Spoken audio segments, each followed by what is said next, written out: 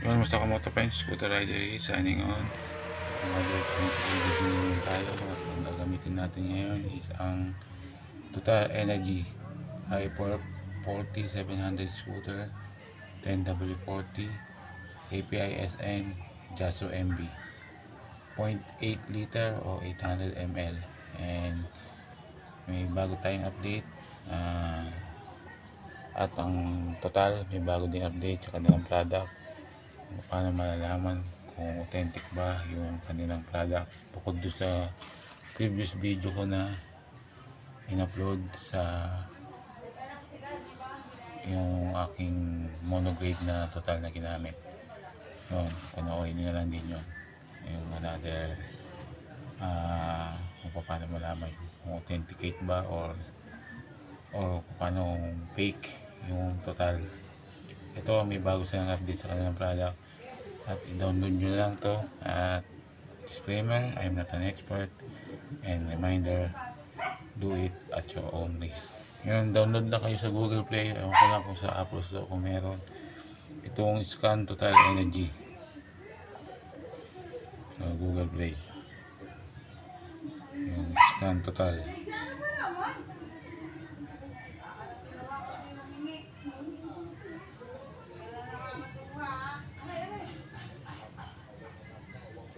Total type lang din, share ko na siguro. Yan, download kayo ng Scan Total. Yan, kung makikita nyo, pero i-share ko na lang yung link sa medyo gabi na kasi at papasok tayo bukas. Scan Total Energy. Yan, then open nyo yun. Then dito sa antenna ng Total Energy Hyper 4700 scooter, scan nyo lang yung product. Dapat level yung level yung barcode scanner, medyo naka-landscape mode siya. Then itapat nyo lang to, staging nyo lang dapat. Yan, yun yung product. Itong nabili kong product is yan, kung makikita nyo, is authenticated. Screenshot ko na lang yan and share ko sa inyo, or download na lang din kayo sa Google Play Store. Yan, authenticated yung ating Total Energies Hyper 4700 scooter 10W40. Yan, ewan ko lang kung pwede sa ELF, kasi meron din itong ELF yan sa gilid. Sister company yata nila yan. Yan, mag-change oil na tayo at ang gagamitin na natin is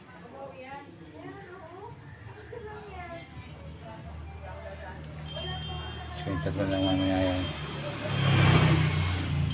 is lang panel, kasi saktong 800 ml na yan.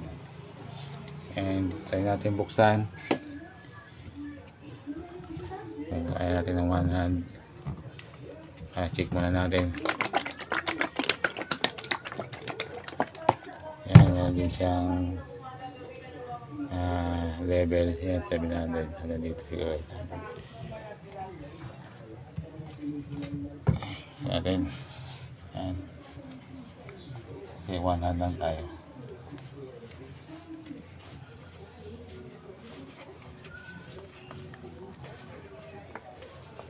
Yun, natin kung ganun pa rin yung nila. Yun, ganun pa rin. Ayan, sa pang para malaman kung authenticated, original yung Total. May ganitong opener. Ayan. Bukod doon sa app, makikita nyo dyan na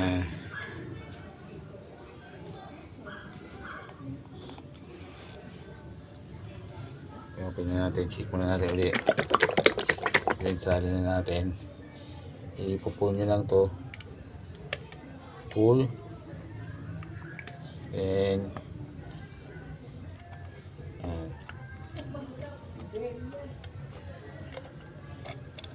yan, original Total yan, ganyan. Yan, easy open, parang ganun, easy open. And kunin natin, tama lang din, sakto lang. At since total ang gamit natin gasolina, pag okay to, baka dito na tayo mag-stick. Or kung gusto nyo naman, mag-try pa tayo ng ibang brand ng langis. Comment down below. Ang plan ko is yung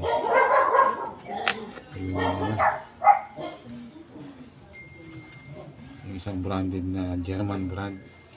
Medyo pricey din siya. Ito, sakto lang to, nasa gitna yung presyo niya. Comment down below kung ano pang gusto nyo langis na itry natin. Ano bang pangalan ng langis na yun? Kalimutan ko na, ipapap ko na sa screen. Yan, try na natin at papasok na tayo bukas ulit. Yan, ano siya, engine oil, durability improver, synthetic blend, and French based company to, pero yan, formulated in France.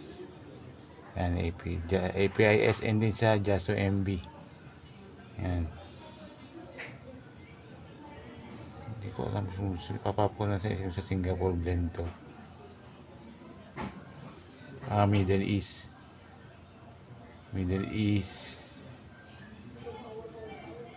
Singapore nga.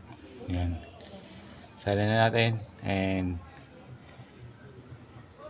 sana huwag pumapon dahil 800 ml lang to. Dandanin natin.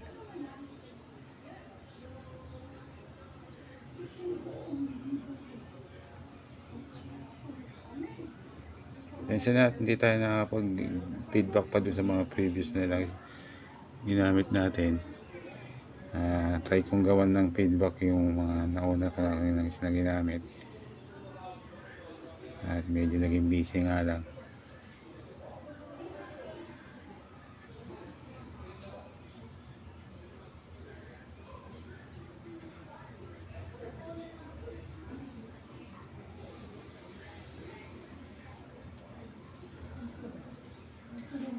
Yun, at stay home, stay safe, stay healthy and stay clean, and pray always na maging okay tayo lahat.